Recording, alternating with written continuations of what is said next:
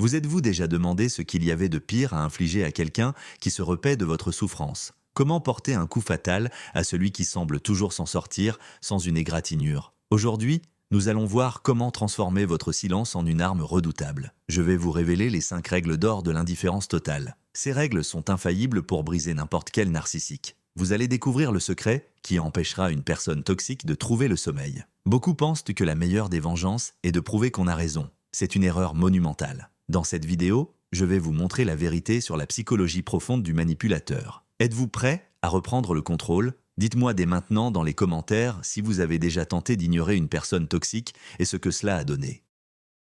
Voyons combien d'entre nous ont déjà été confrontés à ce problème. Installez-vous confortablement, on commence. Pour comprendre pourquoi l'indifférence est une arme si efficace, il faut plonger dans la tête du narcissique. Imaginez quelqu'un avec un immense trou noir à l'intérieur. Ce vide, c'est son insécurité profonde et son sentiment de nullité. Pour ne pas ressentir ce néant, le narcissique a vitalement besoin de ce qu'on appelle une ressource narcissique. Et cette ressource, ce sont vos émotions, peu importe qu'elles soient, positives ou négatives. Votre amour, votre admiration, mais aussi vos larmes, votre colère ou votre douleur. Tout cela est du pain béni pour lui. Dès que vous réagissez, vous lui confirmez qu'il existe. Vous validez son pouvoir. Bien souvent, les victimes d'abus passent des années à essayer de se faire entendre, à chercher une logique là où il n'y en a aucune. Mais le seul moyen de gagner à ce jeu, c'est de refuser d'y jouer. Le silence total, c'est couper l'oxygène du narcissique. Ce n'est pas juste se taire, c'est le priver radicalement de son carburant. Et nous allons voir tout de suite les 5 étapes pour y parvenir parfaitement.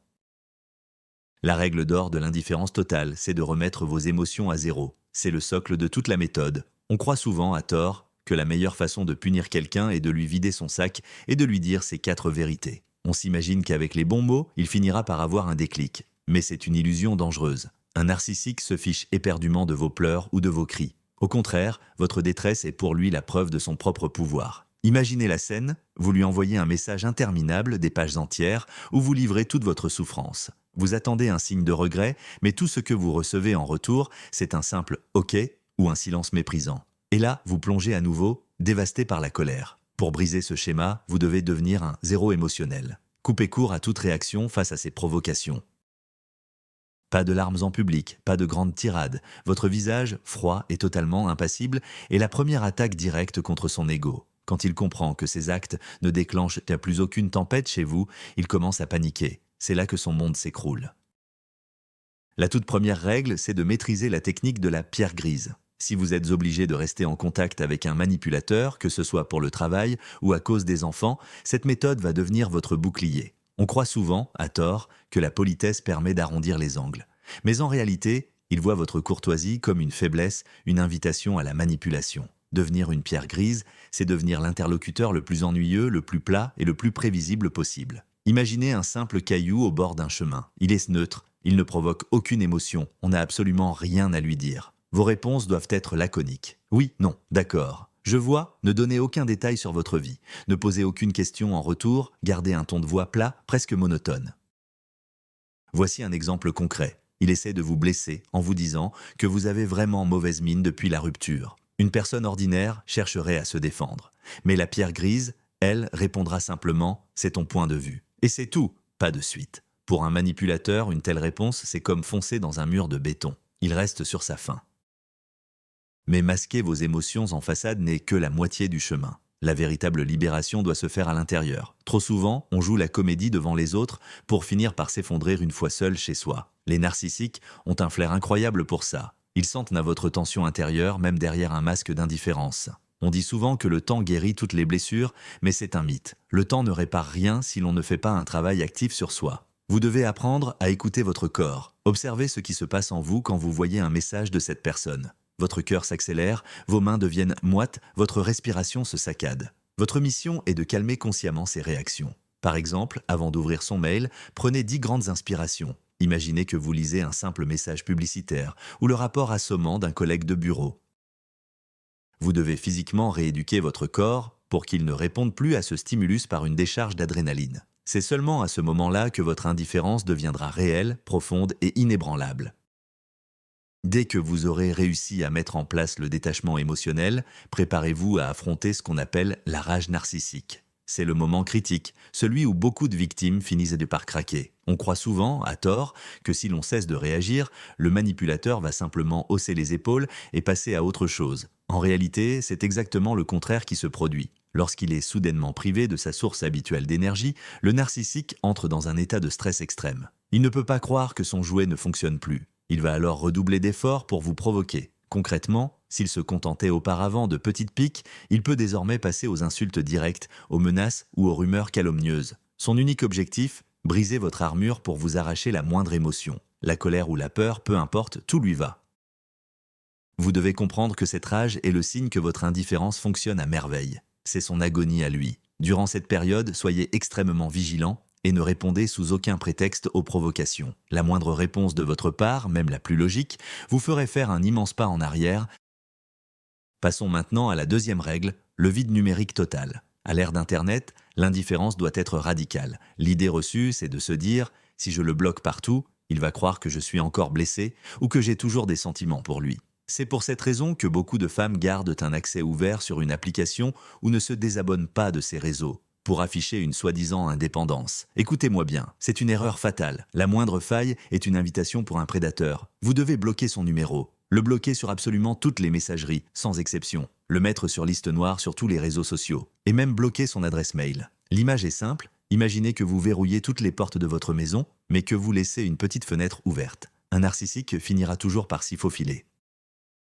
Le blocage n'est pas une démonstration de colère, c'est un acte d'hygiène. On n'en veut pas à ses poubelles quand on les sort de chez soi. On nettoie simplement son espace vital. C'est exactement comme ça que vous devez percevoir la rupture totale de tout contact. Instaurer un vide numérique, c'est aussi se protéger de ce qu'on appelle les singes volants. En psychologie, ce terme désigne l'entourage d'un narcissique, ses amis, parents ou connaissances communes qui l'utilisent comme des agents de liaison pour vous espionner et vous manipuler. Il arrive souvent que l'on bloque le manipulateur tout en continuant de parler à sa gentille maman ou à un ami commun. C'est là que réside le danger. Brisons le mythe. Vous n'avez pas à rester en bons termes avec son entourage par simple politesse. Même inconsciemment, ces personnes vont lui transmettre des informations sur vous et elles vont vous rapporter ces messages. L'exemple type, sa sœur vous écrit pour vous dire qu'il souffre, qu'il a compris ses erreurs et qu'il faut absolument l'écouter. Et d'un coup, votre protection s'effondre. La règle du zéro contact est absolue. Vous devez vous distancier de tous ces intermédiaires. Dites-leur fermement « Je ne souhaite plus parler de cette personne, merci de ne plus l'évoquer devant moi ». S'ils ne respectent pas vos limites, bloquez-les aussi. Votre paix intérieure est bien plus importante que les convenances sociales. Un autre aspect crucial du silence numérique, c'est votre propre comportement sur les réseaux sociaux. Ignorer quelqu'un ne sert à rien si vous continuez d'exposer vos états d'âme en public. On croit souvent, à tort, qu'en postant des citations mélancoliques sur la solitude ou à l'inverse, des photos de fêtes forcées, le narcissique finira par comprendre. C'est classique. Poster des photos de bouquets géants offerts par de soi-disant admirateurs secrets pour le rendre jaloux. Mais sachez-le, pour lui, c'est le signal que vous agissez encore en fonction de lui. Vous cherchez sa réaction, ce qui signifie qu'il contrôle toujours votre esprit. La véritable indifférence, c'est le silence radio total. La meilleure stratégie est de continuer à alimenter vos réseaux comme si absolument rien ne s'était passé. Postez des choses neutres, votre travail, vos loisirs, un paysage, aucune allusion à la rupture. Aucun texte philosophique sur la trahison. Le narcissique va surveiller vos pages depuis des comptes anonymes, et lorsqu'il n'y trouvera ni larmes, ni bonheur mis en scène pour le piquer, il se sentira totalement désorienté. Vous l'avez privé de sa meilleure source d'information. Le plus dur avec cette deuxième règle, c'est de ne pas finir par stalker son ex soi-même. Un sevrage numérique total implique que, de votre côté, vous ne sachiez absolument plus rien de ce qu'il devient. On se raconte souvent qu'un petit coup d'œil rapide à sa story est un geste sans conséquence. Je veux juste savoir avec qui il est, vous dites-vous. Mais en réalité, c'est comme si vous buviez du poison de votre plein gré. Chaque fois que vous retournez sur son profil, vous réduisez tous vos efforts à néant. Votre cerveau réactive instantanément les circuits de l'addiction. C'est exactement comme un ancien fumeur qui déciderait de juste tenir une cigarette entre ses doigts. La rechute est inévitable. Les narcissiques adorent mettre leur vie en scène après une rupture. Soyez-en sûrs, vous tomberez sur des clichés d'un bonheur insolent et d'une nouvelle relation soi-disant parfaite. Tout cela est orchestré uniquement pour vous blesser. Ne lui donnez pas ce pouvoir. Interdisez-vous l'accès à ses réseaux et demandez à vos amis de ne plus jamais vous parler de lui. Seule une coupure radicale permettra à votre esprit de se libérer enfin de cette emprise toxique. La troisième règle d'or, c'est de briser les codes et de devenir imprévisible. Les narcissiques sont des maniaques du contrôle. Ils sont intimement convaincus de vous connaître mieux que vous-même. Ils ont décortiqué vos habitudes, vos failles et vos moindres trajets. Pour eux, vous êtes totalement prévisible. Et c'est là qu'on commet souvent une erreur. On pense qu'il suffit de se terrer et de faire profil bas pour s'en sortir. C'est un mythe. Pour déstabiliser un narcissique, il faut déchirer son scénario. Vous devez changer radicalement vos habitudes. Prenons un exemple simple. S'il sait que vous allez dans le même café tous les vendredis, il peut s'y pointer pour vous, croiser par hasard. Changez d'endroit. Modifiez votre itinéraire pour rentrer du travail. Inscrivez-vous à une activité dont il n'a jamais entendu parler. Changez de coupe de cheveux, de style vestimentaire et même votre façon de communiquer. Quand il cherchera à obtenir des informations sur vous, il se heurtera à un mur. La personne qu'il pensait connaître par cœur est soudainement devenue une parfaite inconnue. Cette perte de contrôle sur votre réalité rend les manipulateurs fous. Ils ont horreur des surprises. Surtout quand ce ne sont pas eux qui tirent les ficelles. Être imprévisible est une arme redoutable, surtout quand vous êtes contraint de maintenir un contact minimal pour des raisons juridiques ou familiales. Le narcissique s'attend toujours à une réaction précise de votre part face à des déclencheurs qu'il maîtrise. Pendant des années, il a appuyé sur les mêmes boutons pour obtenir exactement ce qu'il voulait. On croit souvent, à tort, qu'il faut répondre instantanément à ces sollicitations sous peine de paraître irresponsable. La vérité, c'est que vous avez parfaitement le droit de fixer vos propres délais. Voici comment briser ce schéma. Auparavant, quand il vous envoyait un mail agressif au sujet de vos biens communs, vous lâchiez tout pour rédiger, en panique, une réponse pleine de justifications. Désormais, changez la donne, lisez le mail, prenez une grande inspiration et ne répondez que 48 heures plus tard. Votre réponse doit être brève, factuelle, sans le moindre point d'exclamation. Ce délai et ce ton glacial vont littéralement le déstabiliser. Il a passé 2 jours à guetter votre crise de nerfs et il ne reçoit qu'une ligne de texte purement administrative. C'est ainsi que vous brisez son illusion de toute puissance. Pour briser le cycle, l'étape cruciale est de renoncer à l'idée de boucler la boucle. C'est le piège dans lequel tombent 90% des victimes. On nous a bercé d'un mythe, alimenté par le cinéma, qui voudrait qu'une rupture saine nécessite une ultime explication. On s'imagine qu'il faut tout mettre à plat, clarifier la situation et se pardonner mutuellement pour pouvoir tourner la page en paix. Le narcissique, lui, utilise ce besoin comme un piège parfait. Il peut vous promettre cette fameuse discussion pendant des mois en la repoussant sans cesse, ou au contraire s'en servir comme d'un prétexte pour vous aspirer de nouveau dans la relation. Le scénario est classique. Il vous écrit qu'il veut vous voir une dernière fois pour s'excuser ou vous rendre vos affaires. Ne vous laissez pas avoir. Il n'y aura aucune honnêteté. Ce sera seulement une nouvelle dose de manipulation, d'accusation et de gaslighting.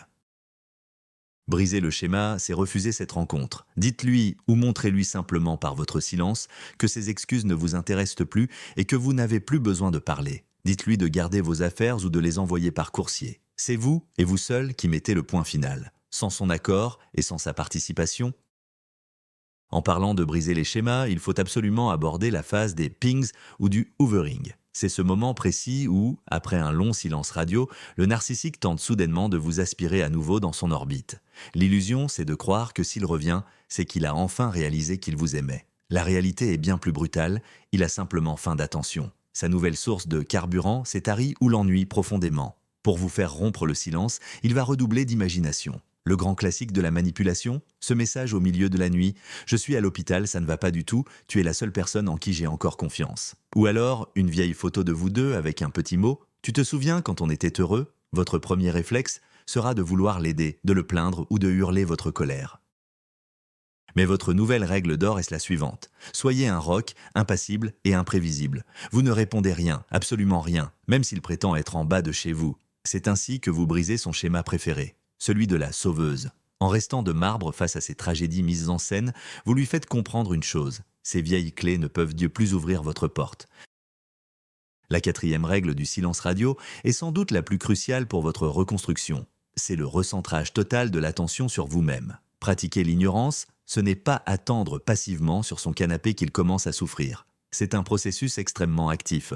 On fait souvent l'erreur de croire que le silence radio n'est qu'un simple jeu de mutisme. Mais tant que vous vous taisez dans l'espoir qu'il souffre, votre attention reste braquée sur lui. Vous gaspillez votre énergie à imaginer ses réactions. L'exemple typique, c'est de ne pas lui écrire pendant une semaine, tout en passant ses journées à analyser avec ses amis à quel point il doit s'en mordre les doigts. Ce n'est pas de l'ignorance, c'est une illusion. Le vrai déclic se produit quand vous récupérez toute l'énergie que vous donniez au manipulateur pour l'investir dans votre propre vie.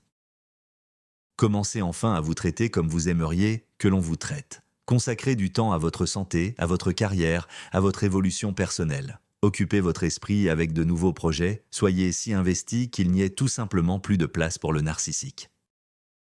Dès que vous commencez à vous recentrer sur vous-même, vous allez inévitablement ériger de nouvelles limites, bien plus fermes. Car le propre d'un narcissique, c'est de briser vos barrières pour faire de vous une personne malléable sans défense. Il existe un mythe dangereux selon lequel il suffirait de sortir un seul abuseur de sa vie pour que tout s'arrange. Mais la vérité est ailleurs. Si vous ne renforcez pas vos limites, un autre prédateur prendra instantanément sa place. La règle de l'indifférence doit devenir votre filtre universel. En pratique, cela donne quoi? Imaginons une collègue de bureau qui commence à utiliser des tactiques de manipulation, à dévaloriser vos réussites ou à vous culpabiliser. Au lieu de subir, comme vous l'auriez fait autrefois, vous activez immédiatement le mode rocher gris et vous prenez vos distances. Vous apprenez à dire non sans vous justifier.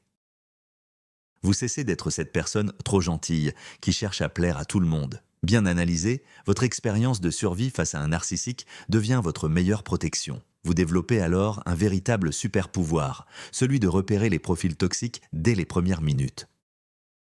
Au moment de se recentrer sur soi, beaucoup font l'erreur de tomber dans l'extrême de la transformation physique par vengeance. C'est le grand mythe hollywoodien, une femme se fait quitter, perd 20 kilos, se fait un brushing impeccable, enfile une robe sublime et s'arrange pour croiser son ex afin qu'il réalise ce qu'il a perdu. C'est ce qu'on appelle le revenge body. Écoutez-moi bien, tout cela, vous le faites encore pour lui. Ce n'est pas un retour vers soi. La véritable guérison est bien plus silencieuse et profonde. La vraie transformation, c'est quand vous êtes chez vous, en vieux pyjama, avec une tasse de thé et un bon livre, et que soudain vous réalisez que vous êtes enfin apaisé. Votre estomac n'est plus noué par l'anxiété. Vous ne vivez plus dans l'attente d'une dispute.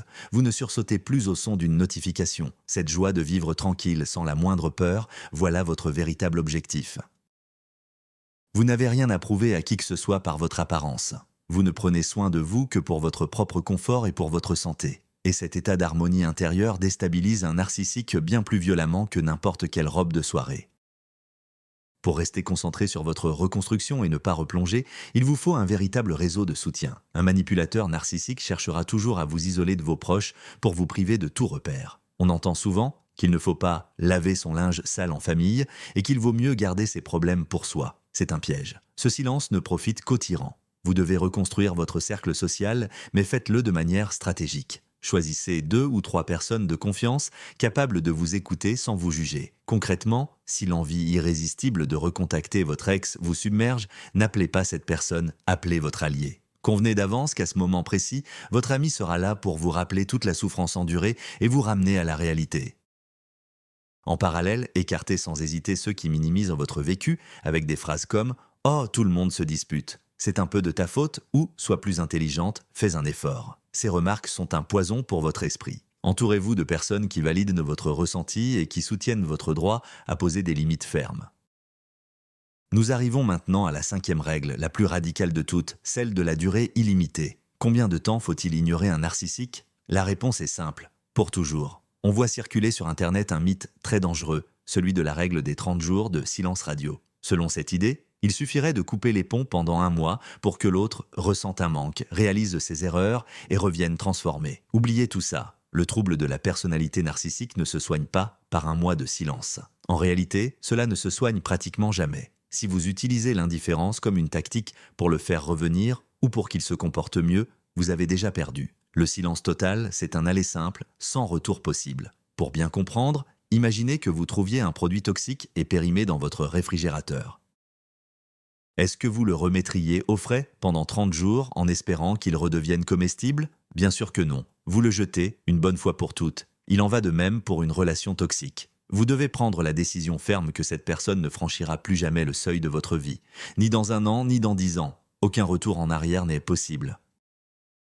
Que se passe-t-il réellement dans la tête d'un narcissique quand il comprend que votre silence n'est pas passager, mais définitif? Cela provoque chez lui un véritable effondrement intérieur. Il est habitué à ce que ses anciennes victimes restent dans son sillage comme une réserve de secours. Il est convaincu qu'il peut tirer les ficelles et vous faire revenir à n'importe quel moment. L'idée qu'il vous oubliera instantanément est un mythe. Certes, il trouvera une nouvelle proie, Mais votre départ sans un seul regard en arrière inflige un dommage irréparable à l'image idéale qu'il se fait de lui-même. Même engagé dans une nouvelle relation, il repensera sans cesse à celle qui a su partir sans jamais se retourner, celle qui lui a arraché le contrôle. Dans son esprit tordu, vous devenez une obsession, une affaire qu'il n'arrive pas à classer.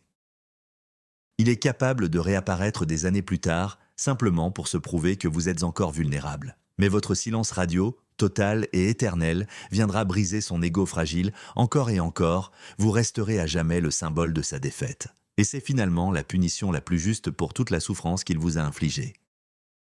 Bien sûr, le chemin du silence total ne sera pas un long fleuve tranquille. Vous allez inévitablement être rattrapé par les échos du passé. Il y aura des jours où un manque insupportable vous submergera. On croit souvent, à tort, que si quelqu'un nous manque, c'est la preuve d'un grand amour et qu'on a fait une erreur en rompant. C'est une illusion dangereuse. En réalité, ce n'est pas la personne elle-même qui vous manque, mais le cocktail chimique dans votre cerveau. Vous regrettez la phase de séduction idéale quand il faisait tout pour vous conquérir et semblait être le prince charmant. C'est un grand classique. Votre cerveau ne vous montre plus que les bons moments. Les vacances de soleil, les mots tendres, les cadeaux, la douleur, les humiliations et les larmes semblent s'effacer d'un coup. C'est un pur mécanisme de défense psychologique. Dans ces moments-là, la règle du silence exige une discipline de fer. Vous devez vous forcer, littéralement, à vous confronter à la réalité. Faites la liste de ses pires comportements, de toutes ses insultes et de ses trahisons. Et chaque fois que vous ressentez ce vide, relisez cette liste. C'est un remède amer, mais il vous rendra à votre lucidité et vous remettra sur le droit chemin.